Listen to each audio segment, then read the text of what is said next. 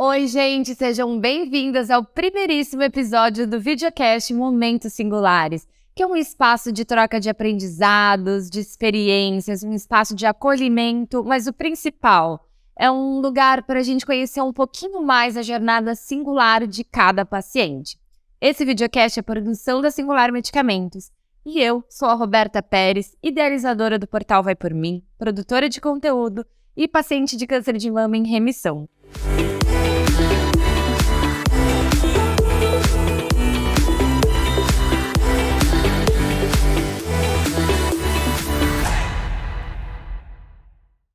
Alguns pacientes têm suas capacidades subestimadas. Outros não conseguem ou não querem voltar às suas antigas ocupações. E muitos deles são desligados dos seus trabalhos, mesmo que de forma velada.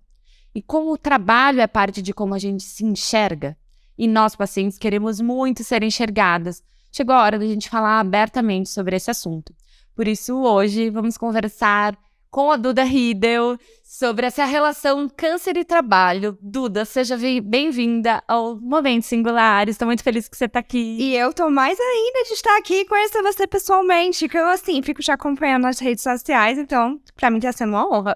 E pra mim, que eu tô me sentindo já sua amiga da sua família, e eu fico, ai, gente, parece que eu já conheço ela e não conheço. As pessoas falam isso, né, porque eu acho que eu tô muito também encarregada. Posso falar outro podcast? Eu vou vir falar sobre relação familiar, porque, assim, as pessoas sempre me associam muito a meus pais. Seus pais foram muito presentes em tudo, mas calma, sem spoiler. Primeiro, Duda, me conta quem é você e o que você faz. Eu me chamo Duda Riedel, sou atriz, jornalista e escritora. Tenho 4 livros publicados, já tá vindo o 5º. Eu acho que nada melhor do que resumir minha vida ao meu trabalho, porque ultimamente é só isso que eu faço. Ele anda trabalhando muito, tá? Muito. Quem não segue a Duda, se você seguir, você vai ver, tipo, os últimos trabalhos dela insanos, tipo, uma correria total. Mega inspiração, tá? Ai, gente, eu olho e falo assim, eu quero ser você quando crescer, mas eu já cresci porque eu sou mais velha que você. Obrigada. É sério, você é uma inspiração em relação ao trabalho. Acho que você vai ajudar muitas pessoas que estão aí assistindo a gente, querendo aí, né, se identificar mais com o trabalho, ou às vezes mudar, né, a carreira. Mas antes de mais nada, conta pra gente qual é a sua história com o câncer, né? Que relação que tem aí? Eu queria não ter nenhuma relação, mas eu tenho muitas. Muita gente na minha família já teve câncer, minha avó, meu pai, tios. Mas a minha relação pessoal com o câncer começou em 2019. Em 2019 eu tinha 24 anos e eu fui diagnosticada com leucemia mieloide aguda. Por conta disso, eu precisei fazer o tratamento e também me submeter a um transplante. Que é pesado pra caramba, né? Transplante de medula óssea, que é sinistro, é uma parada sinistríssima. Porque acho que além do tratamento convencional, porque a maioria dos tratamentos envolvem quimioterapia e tudo mais, mas o transplante não é só, o procedimento é a expectativa. Me assustou muito mais a palavra transplante do que quimioterapia. Eu imagino. Nossa. Você pensa em doador, você pensa num processo todo. Eu só pensava assim, eu nunca vou encontrar um doador. Ainda bem encontrei uma alma maravilhosa no banco de doadores de medula óssea, uma alma anônima que eu não conheço. Mas e não dá pra conhecer? Não dá, ainda não dá pra conhecer, mas eu sinto que, de alguma maneira, os nossos destinos vão ser traçados, sabe? Uhum. Eu acho que eu tô predestinada pra conhecer essa pessoa em vida. Então eu quero muito. Já tô toda arrepiada. Imagina, nossa, eu imagino a sua expectativa. Inclusive, já fica um convite aí pra você ser doador. Seja doador. Pelo amor de Deus, doe sangue, seja doador de medula, porque faz diferença na vida real, né? Salva a vida não só de uma pessoa, mas de uma família. De uma família, é isso mesmo. Nossa, sério, eu tô toda arrepiada. E uma das coisas muito tristes que eu fiquei sabendo depois de ter tido câncer é que eu não posso nem doar sangue, nem medula. E eu tava no banco de medula. Pra mim foi uma tristeza, porque eu era doadora de sangue, né? E muito louco, porque antes de eu descobrir o câncer, eu já tava me sentindo um pouco mal. E eu tinha, na verdade, O negativo. Eu troquei depois do transplante pra O positivo. Mas não sabia. Troca. Olha. Eu era O negativo, que é doador universal. Então, desde os meus 16 anos, eu sou doadora de sangue. E aí, em janeiro, antes de eu descobrir o diagnóstico de câncer, me ligaram pedindo pra eu ir lá doar, porque tinham acabado o armazenamento e fazia realmente 6 meses que eu já tinha doado. da última vez. Eu falei que eu não podia porque eu tava passando por uma crise de sinusite. Mal sabia eu que já era o câncer dando as caras. Gente, olha só que doideira. Parece que as coisas são escritas ali. Exato. A última vez que eu doei sangue foi em agosto de 2018 e eu descobri o câncer em maio de 2019. Cara, que droga. E é uma das coisas que mais me dói. Eu queria doar meus órgãos. Tipo, sabe, depois de claro, eu também. Queria tudo. E é uma baita frustração. Muito. E eu sei que tem paciente que não sabe disso. Enfim, já fica aí essa má notícia. Hein? A má notícia, mas a boa notícia é que você pode levar as pessoas para doarem. Seus familiares. Exato. Fica a dica.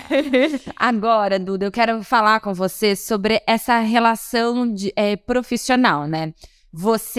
Eu me identifico muito com você porque quando você se descreve, né? Você fala assim, eu sou a Duda, eu sou escritora, eu sou atriz. E eu sempre fui a Roberta fisioterapeuta, sempre. A Roberta fisioterapeuta. E a primeira coisa que me fizeram quando eu descobri o câncer foi me afastar do trabalho. Então ali eu já era só a Roberta, sabe? Eu não era mais a fisioterapeuta, então eu entrei numa crise existencial muito grande. Enfim, pra quem não conhece a minha história, depois me segue nas redes sociais pra acompanhar tudo direitinho, mas foi a primeira crise de identidade que eu tive, quando eu não conseguia ser e fazer aquilo que eu era. Você passou por isso? Demais. E é muito louco, assim, esse limbo existencial que a gente passa, né? Eu tinha acabado de me formar, na verdade, na faculdade, tanto de atriz quanto de jornalismo. E eu trabalhava como vendedora em uma loja de roupas. E eu tinha pedido demissão justamente para eu publicar meu primeiro livro. Só que eu tava muito cansada e eu achava que era por conta disso. E aí eu descobri o câncer uma semana depois que eu pedi demissão. E no meu caso, foi um limbo muito grande porque eu trabalhava como vendedora. Eu também já tinha minhas redes sociais, já trabalhava com YouTube, já fazia meus vídeos.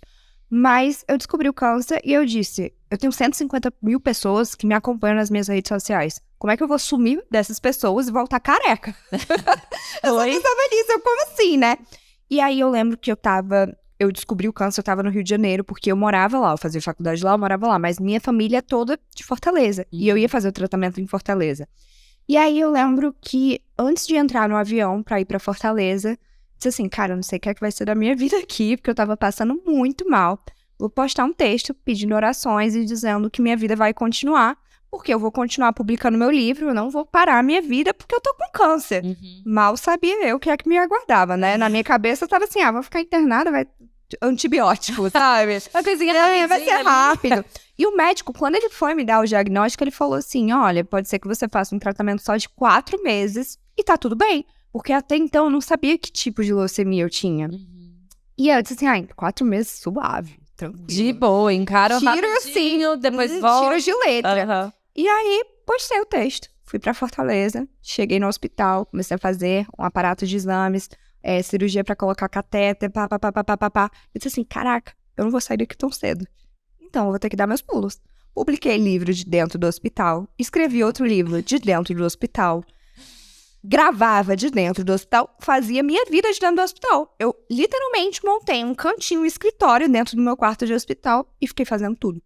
Não parei um segundo. E o trabalho era o que me sustentava todos os dias pra eu acordar e fazer alguma coisa, porque senão eu pirava.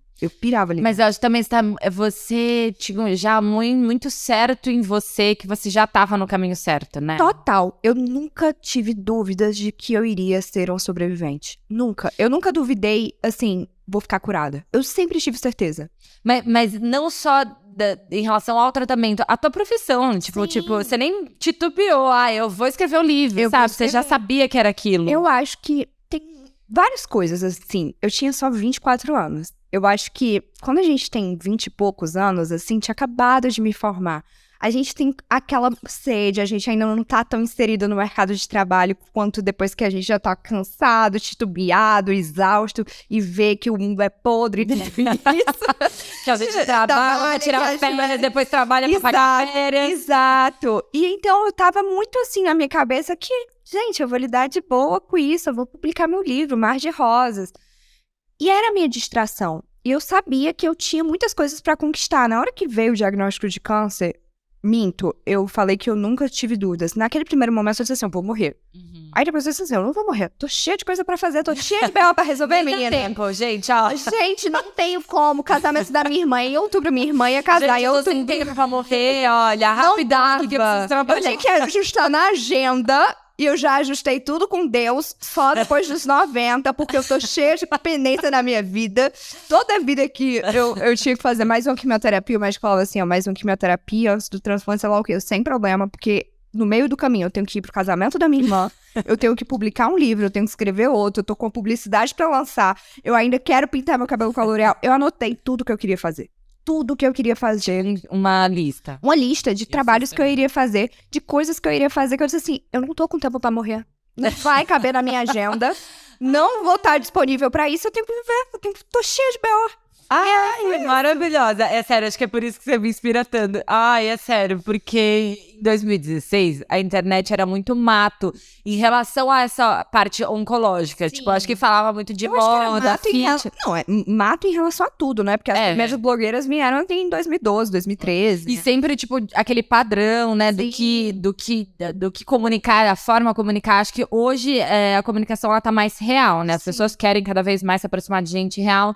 E eu não comecei falando, né? Eu fiquei mais em off no meu tratamento, principalmente no começo. E daí eu lembro que... eu sei que eu tô te entrevistando, mas você falou de lista de desejo, e daí eu preciso falar muito isso. Eu tava perdida, uma crise existencial, porque eu já não era fisioterapeuta, e daí eu comecei a pensar, talvez eu não queira ser. Eu não queira atuar dessa forma. Mas isso aconteceu muito comigo também. Eu achei que isso já era tipo, isso que eu quero fazer. Você teve crise também. Eu tive crise pós, eu tive crise durante, eu tenho crise agora. Eu também tenho uma crise. É uma eterna crise, mas eu acho maravilhoso. Toda vez que eu tô em crise, eu digo assim, cara, que crise sinistra, maravilhosa. Melhor do que fazer quimioterapia. Aí eu agradeço. É verdade. Eu agradeço, porque qualquer coisa, você não acha? Qualquer coisa é melhor do que fazer químio? Qualquer coisa. Gente, olha, eu preciso passar por qualquer perrengue na minha vida, mas fazer quimioterapia, droga, nunca mais. Literalmente. Pelo amor de Deus, eu também espero que nunca mais. Mas agora, eu fico feliz. Na verdade, eu fico triste com as suas crises, mas eu fico feliz que você tenha crise. Todo mundo, quem não tem, quem tá vivendo neste mundo, neste país e nesse mundo nessa dimensão, nessa dimensão, tá tendo crise, gente. Não tem como não tá passando. E eu passei por muitas crises, até profissionais. Me questionei sobre muita coisa. Pra mim, você sempre foi, tipo, que sabia... Nunca, e eu sempre falo disso. Eu posso até abrir aqui, primeiras crises. A minha primeira crise é que assim que eu fui diagnosticada, eu sabia que eu ia lançar meu primeiro livro, sabia disso tudo, mas eu gravava vídeos falando sobre relacionamentos. Como é que eu vou falar sobre relacionamentos se eu tô internada? Não tinha relacionamento. Meu relacionamento ia ser com quem? Com a enfermeira que botava o soro aqui, que trocava... Mudou o conteúdo já, você já tinha, e agora? E agora? Eu não tinha relacionamento. Se você parar pra me perguntar, eu passei 2 anos sem beijar na boca pós-tratamento. Então não tinha como falar sobre relacionamento, porque eu não estava me relacionando. Não relacionamento. Eu não tava beijando na boca, eu não tava saindo. Veio uma pandemia aí que atrapalhou ainda mais tudo depois do meu tratamento. Eu fiz o tratamento 1 ano antes de ser decretada a pandemia. Eu fui receber alta no dia que foi decretada a pandemia. Então assim, ficou isolada. Ficou mais isolada. Mais isolada. Eu não tinha como falar sobre relacionamentos. Então foi minha primeira crise. Eu disse assim, como é que eu vou falar se eu não tô vivendo isso? Entrei na menopausa precoce. Então, assim, a questão do sexo, de transar, tudo isso, era uma questão muito complicada pra mim. Então, eu não falava mais sobre relacionamentos nas minhas redes sociais. Até porque acho que quando a gente tá nas redes sociais, a gente, pelo menos eu sou assim, primeiro eu tenho que lidar com aquilo. Sim. Eu e meu terapeuta. Exato. Então, depois que já assimilei, eu compartilho, porque eu acho que vai ser de bom pra inspirar ou ajudar alguém, mas eu sempre também fico mais na minha. E aí, eu comecei a falar realmente sobre o que eu tava vivendo, que era o tratamento oncológico. Então, as pessoas me conheciam muito como a Duda, que está superando o câncer, que é um exemplo de resiliência, de autoconfiança, de superação. E eu acho que eu sou essa pessoa, independente do câncer, eu sou uma pessoa extremamente positiva. Às vezes tenho minhas paranoias, tipo, essa noite a ansiedade gritou a 1000, mas na maioria do tempo eu sou uma pessoa extremamente positiva, e eu acho até pela circunstância da minha vida de ser altamente privilegiada. Tipo, é muito fácil você ser uma pessoa positiva dentro dessas circunstâncias. Verdade. Mas, ainda assim, tendo essa crise da questão do câncer. Mas disse assim, peguei um gancho. Não falo mais de relacionamento, mas tô aqui falando do câncer. Mas aí superei o câncer. E aí, falando do quê? Eu tive essa crise também. Porque as pessoas esperavam que eu falasse de câncer o tempo todo. E eu disse assim, galera, deu minha hora. Tipo assim, acabou isso daqui. Chega, então deu minha hora. Eu tenho que parar de falar disso, tenho que falar de outras coisas. E eu sempre fui uma pessoa que gostou muito de moda. Eu sou formada em jornalismo. E quando eu me formei em jornalismo, eu queria fazer jornalismo atrelado à moda. Eu disse assim, vou começar a falar de moda, porque era algo que eu gostava, é algo que eu domino bem. E aí eu comecei a falar de moda. Então, eu acompanhei essa transição. Sua, mas eu gostei. Eu lembro até que um dia você falou nas suas redes sociais que tinha gente que parece que pedia, né, pra você ficar falando de câncer. E você falava, gente, tipo, tô virando a página. Mas eu achei tão lindo essa foi uma transição muito, assim, suave, até mesmo pra mim, sabe? Pra me desapegar da ideia de paciente, pra entender a ideia de estou sendo reinserido na sociedade, no mercado de trabalho, me reinventando, trocando, transição de nicho, de tudo isso. Então, assim, hoje em dia, eu tenho muito orgulho da minha história, eu tenho muito orgulho de tudo que eu vivi, assim, não queria ter vivido, mas já que vivi, visto a camisa e ajudo como posso. Mas eu não sou só isso. Eu falo sobre outras coisas. Eu sou jornalista, eu sou formada em jornalismo. Eu não sou a Duda paciente oncológica. Sou a Duda formada em jornalismo, formada em artes cênicas, escritora, que tem 4 livros publicados. E que tá aí fazendo dela, sabe? Que foi pra Nova York cobrir o Met Gala, que é um evento de moda que muita gente vai dizer, nossa, tão fútil ela, passou pelo que passou e agora está cobrindo eventos de moda. Ainda bem. Gente, que pra mim eu só pensava assim, cara, ela chegou lá e eu quero chegar também. Ainda bem. Ainda bem. Se isso pra você ser fútil, tô agradecendo. Mas você acha que as pessoas pensam isso? Não, elas só não pensam como elas falam. Você tá brincando. Juro pra você. Não seja essa pessoa. Mas seja sempre um paciente oncológico. Chegar lá, fazer o que ele quer, gente. Mas sabe o que é que acontece? É aquela conversa que eu e você temos muito no backstage. O que acontece com as pessoas? Elas não estão acostumadas a ver outros pacientes sobrevivendo. A dramaturgia, quando eu falo, eu sou escritora, dramaturgia não está acostumada a salvar pacientes. É muito mais bonito, dramático. Sempre vai rolar um câncer e vai morrer. Ele morrer é muito melhor, até porque as pessoas não falam sobre os sobreviventes. E depois que o médico oncológico tá ali, te dá alta e diz assim, vá viver, não tem uma rede de apoio que lhe diz, então, o que é que vai ser feito agora? Você não sabe como vai ser feito agora. Ninguém sabe como é que vai ser feito. Você não sabe como é que se relacionar. E você tá numa mesa no primeiro encontro e você fala que você tem você fala, oi, tudo bem, tive câncer. Ou você não fala e você omite, deixa a pessoa descobrir. Quando ela descobre, vira uma questão. Ou você tem uma entrevista no trabalho e as pessoas perguntam sobre isso pra você. Então, tudo vira, tipo assim, cara, isso faz parte da minha história. Não tem como esconder, né? Não tem como esconder. É uma parte da nossa história. Exato. Mas a gente quer continuar vivendo. A gente quer continuar vivendo, a gente quer enfrentar essa barreira, a gente quer passar por isso. E eu acho que o que aconteceu muito, e que deve ter acontecido com você também, é que a gente tá ali vivendo o tratamento, a gente quer passar força, a gente quer passar a nossa história. Muitas pessoas me conheceram por conta daquele momento que eu estava vivendo o tratamento, mas muito também porque as pessoas, elas queriam acompanhar aquela novela, porque era um reality show, cara, você vê uma pessoa internada lutando pela vida. Isso daí te dá aquele desejo de viver. Mas quando você vê essa pessoa reinserida e, tipo, ela chegou lá, ela tá bem, e aí?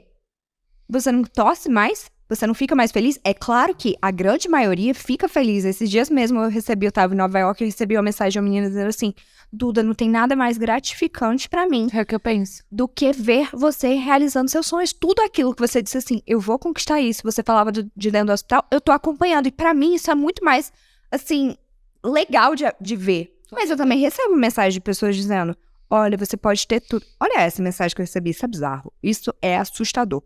Recebi mensagem de uma mulher falando assim, hoje em dia eu vejo você com essas suas roupas, saindo, se divertindo, mas eu não vejo brilho no seu olhar. Eu te via muito mais feliz no hospital. O quê? Ah, não. Juro! É assustador. É assustador. Parece que as pessoas, elas pararam no tempo ou elas querem que você pare no tempo. Exato. E aí eu comecei a falar com alguns amigos oncológicos, né, na minha patochinha de leucemia, dos meus grupos de transplantados, e todo mundo falando assim, cara, perdi 15 mil seguidores, 10 mil seguidores depois do câncer. Sabe quantos eu perdi? 70 mil.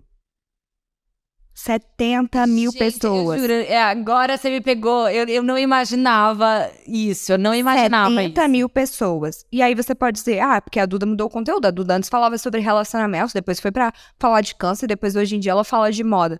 Mas muito também é porque essas pessoas, elas não estão interessadas em ver uma pessoa ser sobrevivente.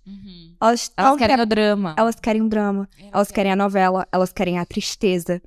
E isso fala muito mais sobre ela. E eu falo pra todo mundo. Até minha mãe um dia conversou comigo que ela ficou preocupada. Ela disse assim, Duda, tô preocupada, assim, de que um dia eu apareci chorando, né? Dizendo assim, gente, parem de falar sobre isso comigo. E aí a minha mãe, muito preocupada, disse assim, mãe, ainda bem que eu falei, sabe? Porque eu encerrei esse capítulo. Porque eu prefiro ter 2 pessoas me seguindo, meu pai e minha mãe, nas minhas redes sociais, do que ter 800 mil pessoas, como eu já cheguei a ter, falando sobre doença, sofrendo. Não quero. Mas eu sou um pouco assim também. Embora eu, né, o meu trabalho é um pouco diferente, porque estou... ao mesmo tempo que você tá cortando essa parte meio da oncologia pra viver, eu tô sendo inserida nesse mundo de trabalhar como influenciadora e tudo mais, mas a minha base de tudo é que eu sou empreendedora na causa do câncer, muito por conta da minha profissão, mas eu insisto em falar para as pessoas que eu não falo sobre câncer. Eu falo sobre a causa social, que é o impacto que o câncer tem na vida de uma pessoa. E daí, assim, é sempre bom, enquanto agora comunicadora, porque eu não sou comunicadora, mas estou me sentindo uma comunicadora. Você já é. Já sou, não sou? Eu precisei estudar muito para poder... Porque assim, câncer é uma sentença ou as pessoas querem viver esse drama. Eu precisava entender a raiz disso. Então, quando eu comecei a estudar sobre a história do câncer... E é muito daquele... Somos a maior geração de sobreviventes que eu postei de câncer. E a sociedade tem que aprender a lidar com isso. É muito porque antes o câncer, de fato, era uma doença que só matava. Então, era uma sentença. Mas a gente teve o avanço da tecnologia, da ciência. E hoje não é mais isso. Tanto é que não é só uma doença que só mata. A gente tem muitos sobreviventes. Mas também é uma doença que afeta pessoas jovens. Antes era só pessoas mais velhas. Isso significa que os próprios médicos, a gente estava falando aqui, né, antes de ligarem as câmeras, sobre planejamento familiar, porque a gente tem jovens tendo câncer e eles querem constituir família. A gente tem que falar sobre trabalho, porque a gente quer ser reinserido no mercado de trabalho. Então, são muitas as questões sociais que a gente precisa ajudar esse sobrevivente. Isso, e a lição de casa da população, consumir, não deixar de seguir, mas seguir para entender que a vida continua e que essas pessoas eu prefiro muito mais ser um exemplo de superação do que um exemplo de uma pessoa que passou pelo tratamento. Quando eu vejo pessoas que me acompanham, que são pessoas que estão passando pelo câncer e elas estão me assistindo, eu recebi mensagem minha dizendo assim, eu vou fazer transplante e hoje eu vi o seu vídeo em Nova York. Isso daí me deu a certeza que eu também vou ficar curada, porque eu também quero ir para Nova York. Eu falei, é isso. Eu quero ser essa pessoa. Não quero ser a pessoa que você acompanhou e você viu sofrer. E que você vai continuar assistindo sofrer. Porque eu não tô mais sofrendo, eu tô bem, eu tô ótima.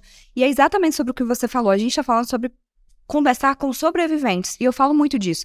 Eu sou uma mulher que entrei na menopausa precoce por conta do tratamento oncológico. E, tipo, com 24 anos, me foi dado o diagnóstico de menopausa precoce.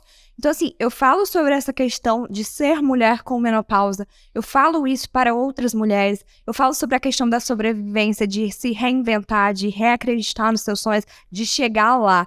Mas eu não sou de... Você não fala de câncer, você fala do impacto que ele causa na sua vida e que você seguiu em frente. E eu falo, gente, eu vou continuar remetendo coisas, falando sobre o tratamento, mas eu vou falar muito mais hoje sobre doar órgãos, eu vou falar muito mais hoje sobre como ser um paciente transplantado, eu vou falar muito mais hoje sobre como ser um paciente transplantado fazendo exercício físico, porque é diferente. Com certeza. Então, assim, eu mostro isso. Ser sobrevivente é muito mais do que ter passado pela doença. E aí, essas pessoas que deixaram de te seguir... gente, meu amor, pode ir mais. Pelo amor de Deus. Se tiver mais gente querendo sair, vai. Vai que dá tempo, tá aberto? E na minha página não vem não também, porque eu não quero. Eu quero, olha, falar sobre vida. Exato. Agora, o que eu quero saber, porque assim, eu mudei, né, de carreira, eu saí de um emprego de CLT e tudo mais, me tornei comunicadora, que estou aprendendo, influenciadora digital. Mas, são trabalhos diferentes, né? Tipo, eu também entendo, assim, o ápice do privilégio de ter acesso a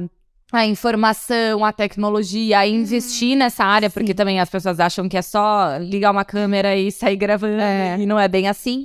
Mas, assim, acontece muito mais em empregos convencionais. Quero saber se no nosso trabalho aqui, você já sentiu que o câncer pode ter sido uma barreira? Ou por preconceito? Ou, por exemplo, uma marca não quer fechar com você? Porque... Cara, eu tenho diálogos muito bons pra falar sobre isso. Que quando eu descobri o câncer, muitas marcas me procuravam, né, pra fechar publicidade, porque gostava da forma que eu tava me comunicando. Mas eu não sei se você passou por isso. Muitas marcas chegavam meu primeiro Outubro Rosa. Gente, 15 marcas querendo fechar comigo. E essas marcas nunca fechavam comigo no decorrer do ano. Eu não entendi nada. Eu fechei com as marcas, disse assim, cara, quanta propaganda legal eu vou fazer. Vou divulgar causas importantes, tipo assim, planos de saúde, várias coisas, assim, interessantíssimas. Depois, durante o ano, ninguém fechava mais nada. Eu fiquei, o quê?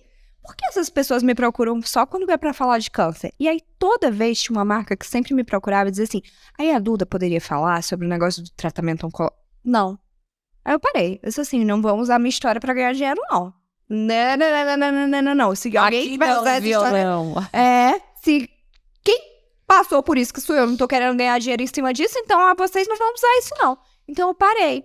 E eu disse assim, eu só vou fechar marcas em Outubro Rosa e falando sobre tratamentos tipo Julho Vermelho, que é sobre divulgação de doação de sangue, com marcas que ao longo do ano fecharem comigo também outras coisas. Porque as pessoas não vão ficar se aproveitando da minha história em uma data específica e em outras não falarem sobre isso, não me procurarem pra isso.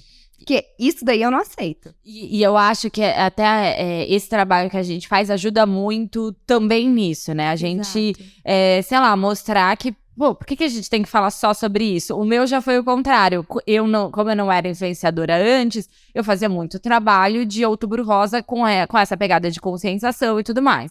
Daí, principalmente depois que a minha filha nasceu, eu comecei a pensar, poxa, não é uma área que talvez eu consiga trabalhar não só em outubro, que eu consiga, né, com influência, eu consigo trabalhar também ao longo do ano. Daí tem marca que, ai, nossa, interessante, sei lá, ver o meu conteúdo, se eu posto alguma coisa de que, não, a gente não quer se vincular. E daí eu penso, gente, sabe, eu tenho um público que entende. Daí, de verdade, quando eu converso com as marcas, eu sempre falo assim, cara, são coisas tão específicas que a gente vive, sabe? E a gente é tão próximo dessas pessoas. Então a gente sabe a linguagem. E por que não? Por que você, sei lá, quer vender um produto para uma pessoa que não teve câncer, mas para uma pessoa que me segue possivelmente teve câncer, você não quer? Então, isso começou a mexer um pouquinho comigo. É muito... Mas eu tô desbravando, assim, Total, eu acho que é uma reeducação em geral, com todo mundo, assim, em todos os âmbitos e principalmente profissional. Converso com amigas minhas que são CLTs, né, e voltaram pro trabalho depois de ter tido câncer. E às vezes é complicado pro chefe entender que, cara, vai ter dias que a pessoa não vai conseguir trabalhar porque ela tem um aparato de exames pra fazer que ela precisa fazer. Ela vai faltar pro trabalho não por qualquer exame, mas é um exame oncológico, sabe? Às vezes você vai ficar mais cansado. Quando eu faço reposição hormonal, a minha equipe já sabe. Eu fico maluca na minha cabeça. Na semana que eu tô fazendo reposição hormonal, geral, porque os hormônios ficam assim, um dia... uma das minhas assessoras é minha melhor amiga, né? Então ela entende bem, ela sabe quando eu tô passando. Não mexe com a Duda hoje. Exato, ela fala, olha, eu sei que a Duda precisa descansar agora, porque bem ou mal, a Duda é uma paciente transplantada, ela andou 10 quilômetros por dia em Nova York por dia, trabalhando, passei 10 dias lá trabalhando, Foi insano, voltei, né? tipo assim, exausta, ela disse assim, a Duda não vai trabalhar esses dias, ela vai tirar 2 dias de descanso, porque se ela fosse um ser humano que não passou por nada, já precisaria. Sendo transplantada, ela tem que tirar esse tempo pra ela. E é isso. Então, mas essa parte de CLT, dos empregos mais convencionais, eu faço muito trabalho em empresa, principalmente com palestra, que eu acho assim, estamos a passos lentos, mas estamos dando passos, sabe? Eu acho que é importante. Que assim, por exemplo... um colaborador que teve câncer, daí a empresa começa a entender, poxa, não sei lidar direito com isso, então será uma palestra. Mas o que me irrita de verdade são essas empresas que participam das campanhas de meses coloridos, daí demite um funcionário, ou não admite um funcionário, porque também tem isso, né? Você vai fazer a entrevista de emprego, fala ou não, pro médico, né, do RH, que eu já tive câncer. Porque, de fato, sei lá, se ele for me analisar, eu não tenho nada. Mas aí eu falo, eu não falo. Então, são tantas as coisas que as pessoas que não tiveram câncer não imaginam. A sobrevivência, ela tá nos ensinando, né? E tá ensinando o mundo em geral. Eu vejo muito isso. A gente tava lá em Nova York, eu tava andando com uma amiga minha, quando coincidentemente ela encontrou a ex-psicóloga dela.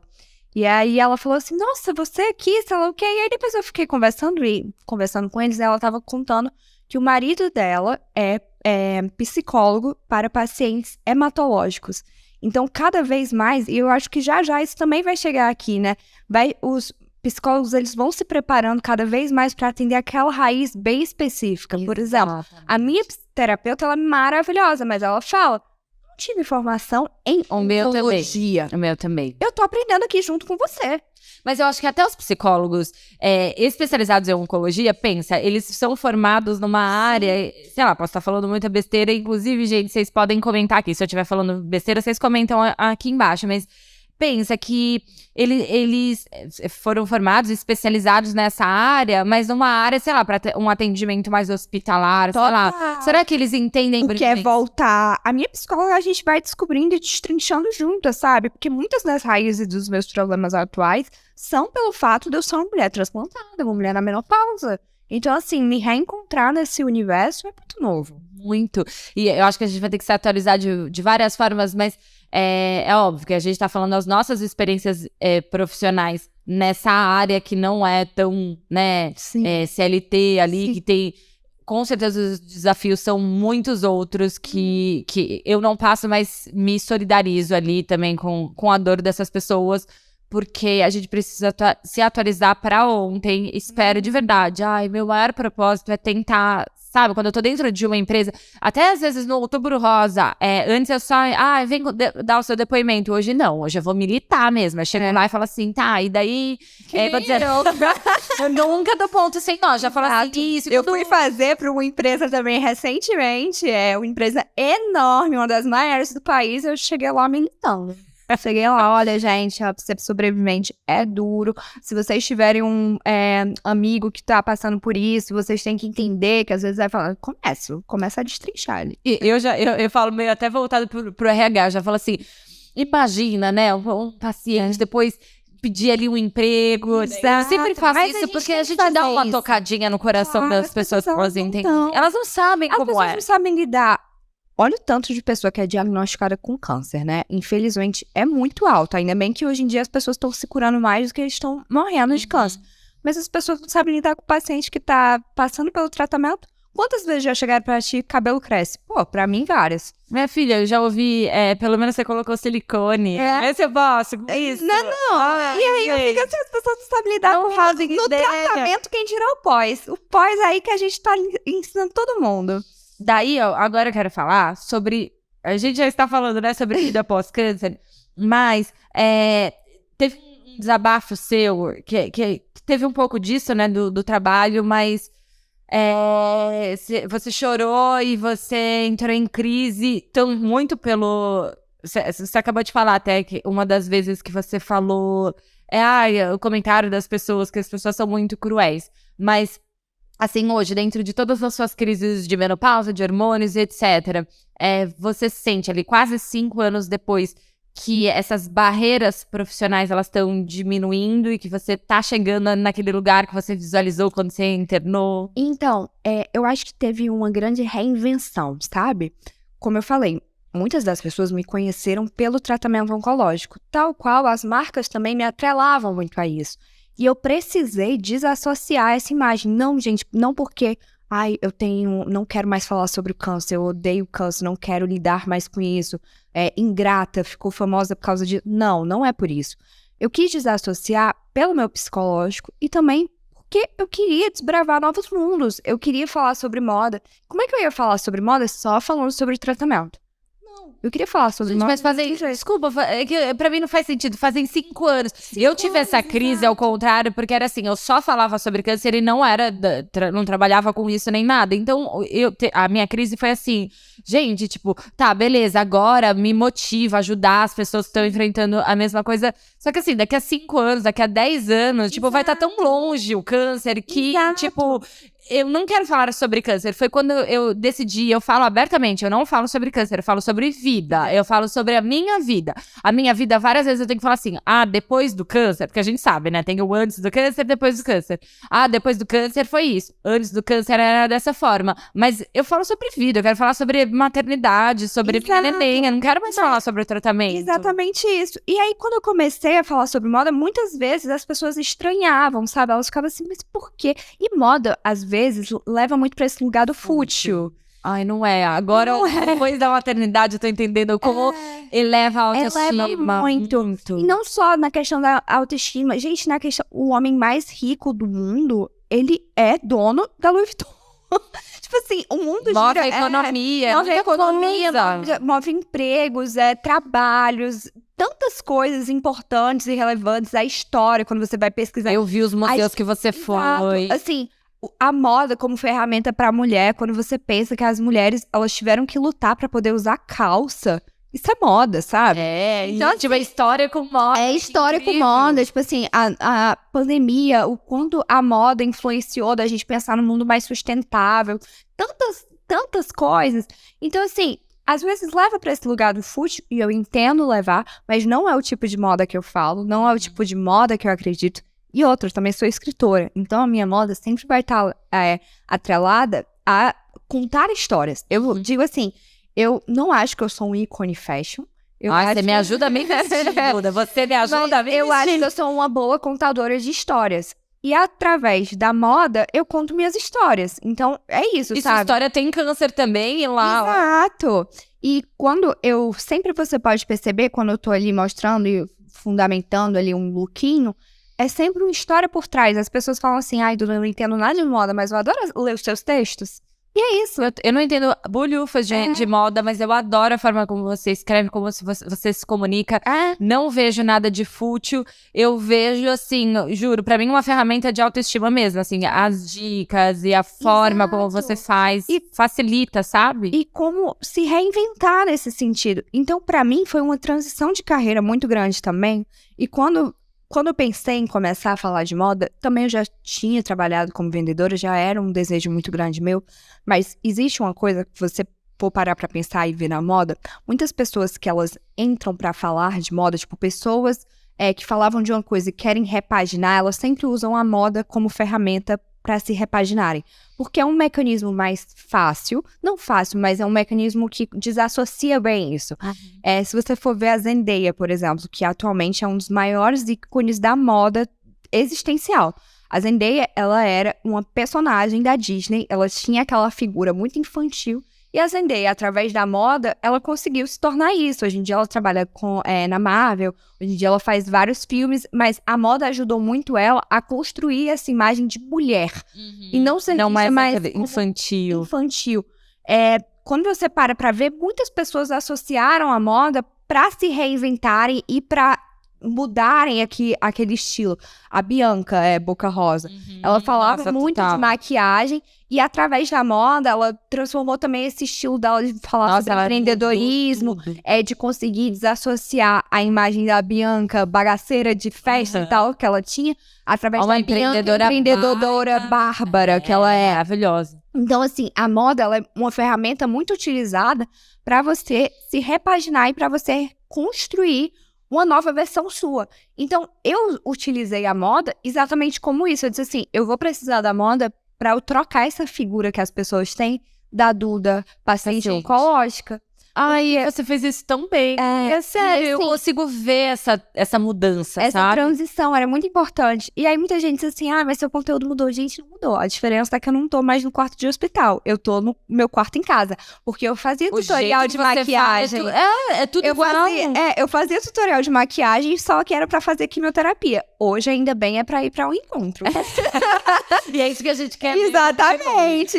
Agora, Duda, eu queria que você desse um recado aí para as pessoas.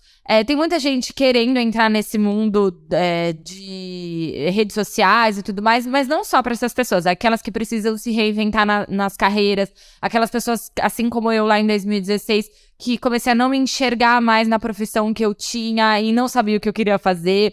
Então, que recado que você daria para essas pessoas que estão ali? Acabei de receber o diagnóstico, tô perdida, não sei mais se eu quero A, se eu quero B. Aí, essa Duda aí do futuro, que está aqui agora no presente, o que você diria para essas pessoas? Eu acho que você passou por isso também. Quando a gente passa pelo tratamento, o nosso único foco tem que ser o tratamento. E eu recomendo muito isso. Bloqueie qualquer outra coisa. Fala isso. Bloqueei qualquer outra coisa. Quando eu passei pelo tratamento, eu não pensava em relacionamento amoroso, eu não pensava em dinheiro, graças a Deus, porque eu sou extremamente privilegiada, mas eu não pensava na questão de, tipo assim, preciso ganhar dinheiro. Eu trabalhava pra ocupar minha mente em geral, sabe?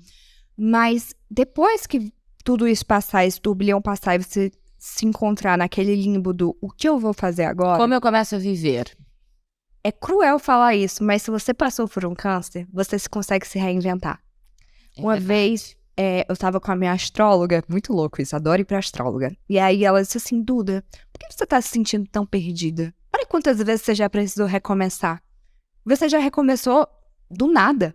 Tipo assim, era do nada. Eu tive que brotar ali do nada, encontrar forças do nada.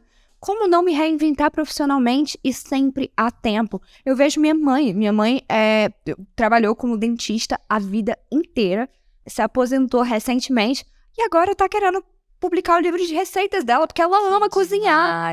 Então, assim, minha mãe tem 60 anos, sabe? É o tempo todo você tá se reinventando e você tá encontrando maneiras. Nunca é tarde. Eu sei que é muito complicado e é um lugar de privilégio muito grande você falar isso quando você tem uma sustentação muito boa. Mas dá pra gente mudar, dá pra gente se reinventar. Até mesmo na internet, todo mundo diz assim, ai, tá saturado. Não tá. Tem lugar pra todo mundo. Tal hora da noite eu tô me encontrando, pesquisando como é que faz, sei lá o quê, num específico nicho, blá, blá, blá, blá, blá. Porque cada vez tá mais nichado, cada vez tem mais pessoas falando sobre temas específicos. Até se, não faz mais dessa maneira, mas aí abre outras possibilidades. Assim, até na própria internet mesmo, eu comecei, era blog, depois eu fui pro YouTube, depois Instagram e hoje em dia é TikTok. Então dá pra você se reinventar de várias formas. E na nossa profissão e na nossa vida, você nunca vai estar no auge o tempo todo.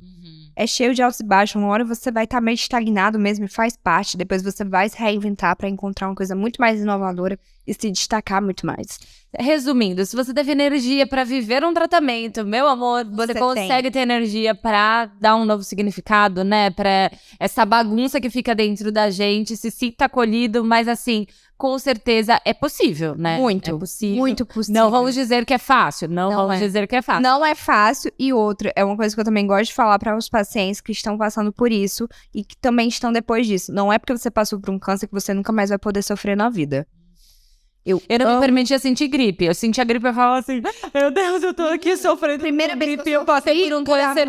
Hoje eu penso assim, me deixa Primeira vez que eu sofri por contatinho depois do câncer, eu fiquei assim, por que eu tô chorando por ele? Eu passei por um câncer. Aí eu disse, quer saber? Eu vou chorar. É melhor chorar por ele do que passar pela leucemia de novo. Mas a gente se coloca num lugar. A gente e a sociedade colocam a gente nesse lugar. Agora, Duda, para finalizar, eu sempre vou fazer 2 perguntas para todos os convidados que vão passar por aqui. Então, vamos começar agora, primeiro episódio. Estou ansiosa para saber sua resposta. Se você tivesse direito de assistir a qualquer momento da sua vida, desde pequenininha, que momento que você pediria, sei lá, Deus, gostaria de assistir esse momento da minha vida? Daí, tipo, numa telona, sei lá, com uma pipoca comendo, que momento da sua vida você queria assistir? Cara, tem muitos. Me passaram 3 na minha cabeça. Que difícil ter que escolher um. Ai, pera, deixa eu pensar. Eu ia falar, Nova York, eu queria assistir de novo Nova York, você arrasou lá, mas eu sei que tem que responder. Ai, muito difícil. Eu tenho 3 momentos que são muito, assim, marcantes. Gente, eu não consigo escolher um. Posso falar? Então pode. Desculpa, tô quebrando a regra. Tô quebrando a regra do primeiro episódio. Mas, gente, vocês vão entender porque eu vou falar esses 3. Porque são 3 momentos, assim, fantásticos. O primeiro momento, o dia que eu vi a minha medula chegando. Entrando pela porta. Ah, eu ia chorar muito. Eu olhei pra aquilo ali e eu disse, caraca, Vida. vida. Eu tô assistindo o meu nascimento. É muito louco você pensar nisso, né? Eu tô Nossa, assistindo o meu verdade. nascimento. Real, total. Eu assisti o meu próprio nascimento, isso é muito louco. O segundo momento foi quando eu vi minha sobrinha pela primeira vez. Porque quando eu descobri que eu tava com câncer, minha irmã ia casar. E eu falei pro médico, eu disse assim, eu não posso morrer porque minha irmã vai casar e eu ainda vou ser madrinha da filha dela. Eu falei isso. E o terceiro momento foi quando eu vi a Torre Eiffel pela primeira vez. Esses três de qualquer forma, ela já tira aqui já o fôlego, tira o fôlego. né? Mas, sabe o que acontece? Quando eu tava internada, eu montei um quebra-cabeça da Torre Eiffel. Porque era o que me distraía durante meu tratamento. E na hora que eu vi a Torre Eiffel pela primeira vez ali na minha frente, eu disse, caraca, é possível. Então, esses 3 momentos eu queria ver, assim, em sequência. Olha, o meu não é isso, né? A pergunta não é pra mim, mas só falando, acho que o paciente oncológico fica tudo doido, porque a gente vê as coisas, a gente fica meio abobalhado, né? Porque quando eu vi a Torre Eiffel também, depois do meu... Eu tinha uma lista de desejo, inclusive eu pedi meu marido em casamento na Torre Eiffel de novo. Perfeita. Fiz uma declaração de amor, foi lindo. Mas enfim, eu ficava assim, cara, eu tô viva. Eu tô viva. Isso é meio tipo louco. Cara, e daí eu parecia um idiota. Eu falo assim, mãe, eu faço isso com o pôr do sol. Às vezes eu falo, menina, Esses dias mesmo, eu viva, tava... tô toda arrepiada. Esses dias mesmo eu tava num rodízio de japa com as amigas, sabe? Aí fazia muito tempo que eu não ia num rodízio japonês, porque você fica empanturrada com aquilo ali. Aí a gente já sem aguentar comer, aí chegou a última peça, eu vou botar na boca. Eu botei na boca, eu comecei a chorar. E todo mundo, gente, o que é que aconteceu? Duda, para de comer, você vai vomitar. Aí eu... Cara, eu tô empanzinada de comida japonesa e antes eu não podia comer isso. Eu não sabia quando é que eu ia comer de novo. Comecei a chorar. Muito louca. É louco, a gente fica tudo doido. O meu marido, eu tomo água, eu corro, daí eu tomo uma água de coco e eu gosto de fazer muito isso na praia, né? Eu sou de Santos. Daí eu sempre falo assim, amor, o que eu vou falar agora? Ele fala assim, ai, que Deus existe. Daí ele fica brincando que tá na água de coco, porque eu tomo água de coco naquele calor na praia, olhando o mar, eu falo, cara, obrigada, eu tô aqui, sabe? É muito doido. Eu tenho esses momentos de olhar, agora mesmo, em Empire State, olhei pra ela e disse assim, caraca, eu tô aqui. É muito doido. Mas a gente, só os pacientes vão entender a gente agora, porque olha, a gente fica meio na cuca. E agora a última pergunta, Duda, o que você gostaria de deixar de marca ou fazer, assim, pra deixar um legado, sabe? Ai, a Duda Riedel esteve por aqui nesse mundão, o que você gostaria? Eu quero que as pessoas olhem pra mim e elas enxerguem recomeço. Toda vez que um paciente que tá passando pelo tratamento oncológico me manda uma mensagem dizendo assim, eu tô passando por isso, e eu olho pra você e eu vejo que eu também posso chegar lá. Eu fico grata, porque já foram essa pessoa pra mim. Quando eu tava internada, sempre tinha uma paciente, ex-paciente, na verdade, ela já tava curada também, 5 anos que ela tinha passado pelo transplante, ela ia me visitar e rezava comigo, e eu olhava pra ela bem, com aquele cabelão batendo ali na cintura. Eu dizia, caramba, existe vida, sabe? Então, toda vez que as pessoas pensarem em recomeço, eu quero que elas lembrem de mim. Porque eu sou uma pessoa que eu consigo me reinventar muito bem. E eu posso recomeçar quantas vezes forem preciso. Mas é o que eu sempre digo, recomeçar dói muito, mas é necessário. Então, que a cada recomeço você se redescubra e que a cada recomeço desse você lembre, a Duda avisou que eu ia conseguir. E é que eu consegui. Que linda. E olha, é isso mesmo que você inspira e eu me identifico muito com você. Ai, eu sou fã. Sou fã número 1 mesmo, tá? Gente, eu vou deixar aqui as redes sociais da Duda. Sigam ela no TikTok, no Instagram. O trabalho que ela faz, juro, é inspirador. Não sejam essas pessoas que comentam coisas desnecessárias, porque o conteúdo dela... Meus lookinhos, eu fico muito eu feliz. amo. Daí já se inspirem nos lookinhos dela. Se vocês têm dicas, sugestões, críticas, deixem nos comentários. E agora eu queria, Duda, que você fale sobre os seus livros. Gente, mas não vamos esquecer, eu sou escritora também. Eu tenho 4 livros publicados, trouxe aqui alguns pra vocês, tem um que eu conto a minha história, inclusive esse era a edição limitada, já acabaram todos. Esse é o primeiro? Esse daqui foi o segundo livro, o primeiro é digital. Menina, eu tenho digital. Eu tenho digital. O digital ainda tem pra venda, mas esse daqui eu já estou planejando nos meus 5 anos.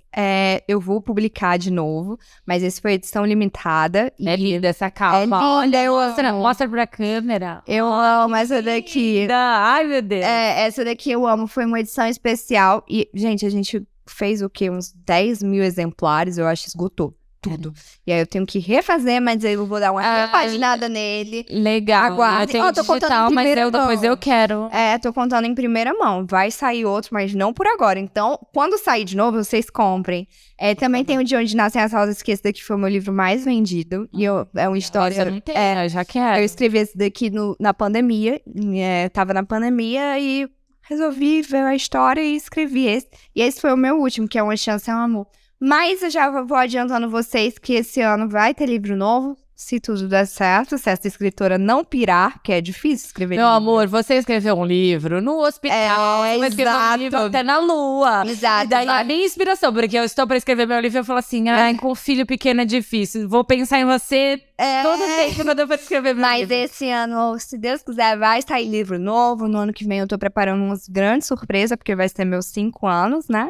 E eu acho que com 5 anos nós que somos pacientes, a gente sempre preza por algo muito especial, então vai ter algo muito especial pra vocês. Mas também podia ter festa, né? Eu queria fazer festa, mas eu não vou fazer, porque eu curti a ideia de viajar, é muito mais legal. É verdade. É muito mais legal. Vai ter uma viagem especial, com toda certeza, mas vai ter uma surpresinha pra quem é meu leitor. Ei, que legal! Duda, sério, muito obrigada, a sua energia contagia, continue inspirando, motivando e fazendo as pessoas se reinventarem, com certeza, deixando a sua marca no mundo. Muito obrigada. E eu amei participar, me chamem mais vezes. Vai ter outros convidados, mas quando quiser me chamar de novo, estou disponível. Tem muito assunto ainda, a gente pode chamar a Duda mais uma vez. Horrores. Obrigada. Obrigada, Duda. Até a próxima, gente. Beijo.